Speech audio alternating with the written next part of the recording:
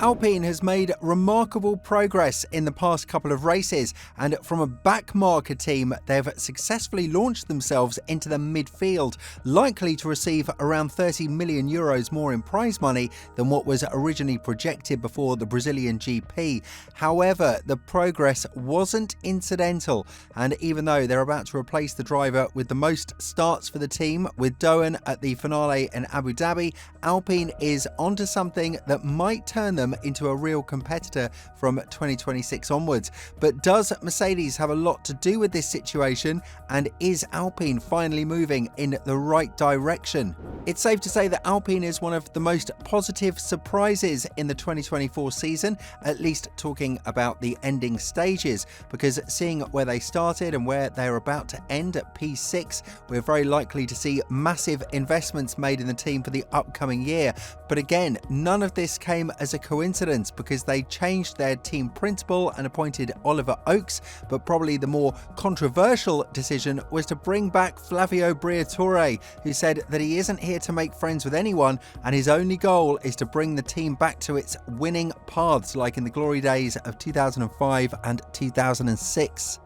And in Brazil, the team scored a double podium by masterful tactics, while in Qatar, Gasly was able to finish P5 and hold off Sainz in the ending stages of the race, giving Alpine a pivotal lead over Haas and Racing Bulls in the Constructors' Championship. Now the team has made an even bolder decision, and that is to replace Ocon with Doohan, the man who is one of the many rookies debuting next year in the last race of the season in Abu Dhabi. This is a very controversial move by Alpine, because even though they are set to part ways with Ocon next year, it's worth mentioning that he is a driver who could have contributed a lot to Alpine's greater mission: keep the P6 alive and boost the financial injection from the sport, now that they've ditched themselves from Renault and will become a customer team from 2026 onwards. For unknown but mutual reasons, both Alpine and Ocon agreed that enough is enough,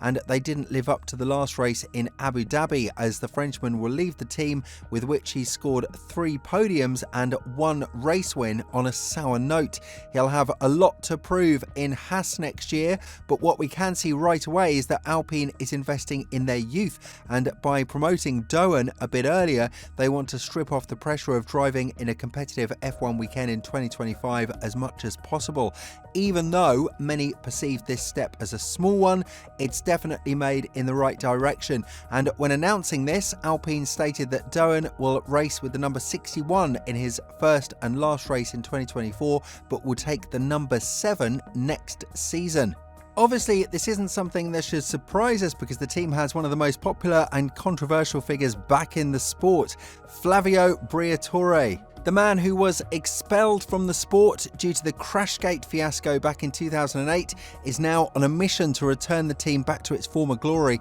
and the first step towards that is admitting that the team will never do any good under the leadership of Renault's engines. The French manufacturer has given up on producing engines from 2026 onwards, and in the newly regulated era, Alpine will use the engine and the gearboxes of Mercedes. So as painful as it sounds, this is a step in the right direction, and Briatore believes that it's more than enough to keep the team in the midfield, as they are set to take the new directions with a massive amount of understanding and precision. And not only that, but Alpine has made a bold move of signing a Mercedes junior after signing a deal to use Mercedes engines as well. Paul Aron is set to join Alpine's academy, and Briatore labelled this as a very important move because there is a generational shift in the sport right now, and he believes Aron will play a huge role in the team's development further down the road. Elaborating on this, Briatore said, "We are very pleased to have Paul join our team as our 2025 reserve driver. There is a generational shift in Formula One at the moment, as we see with many young drivers coming into the sport and making an impact. We believe Paul is one of the best talents, and we look forward to developing him into an F1 driver."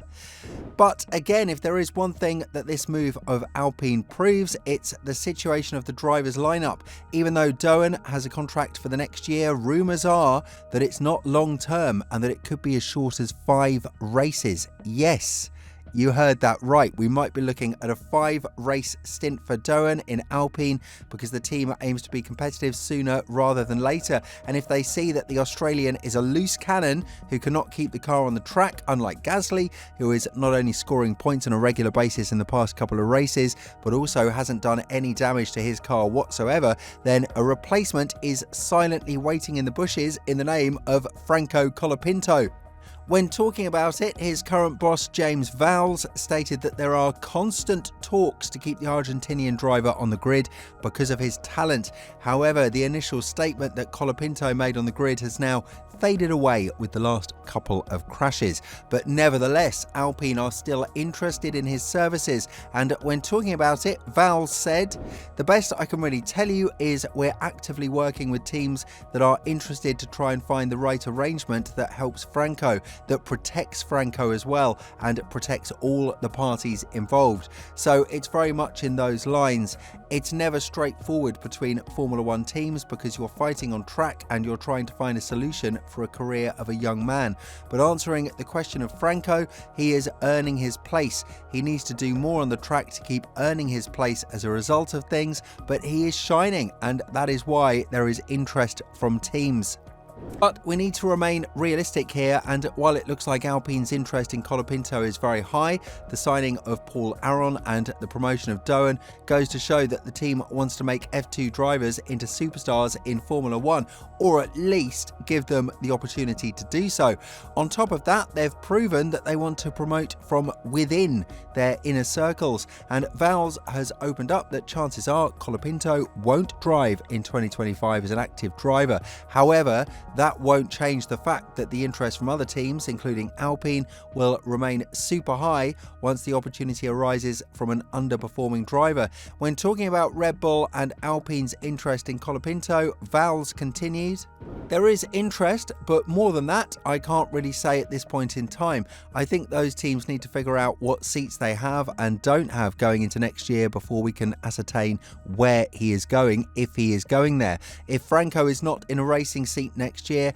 we will have a historic 2-year-old car. He will be running in that plenty in order to get him up to speed." And Colapinto scoring 5 points with Williams is a massive statement for the Argentinian driver, because while he had 0 to no experience, he still has 1 more point than Lawson, who was considered as the better driver compared to Franco. It's worth mentioning that Franco had a lot more races to score these points, but given the fact that Williams are objectively slower than Racing Bulls, it's quite interesting to see how these two will go in a comparative battle, because the interest from Red Bull was pretty high not that long ago. Nevertheless, Joe scored 4 points in the last race, so for us, the points scored are not really a representative as to how good a driver performs with a team. It's more about the ability to keep the car on the track and make sure that the team will be able to utilise his talents in order to make the car a better piece of machinery to drive. With all this in mind, what do you think about the recent progress of Alpine, and more importantly,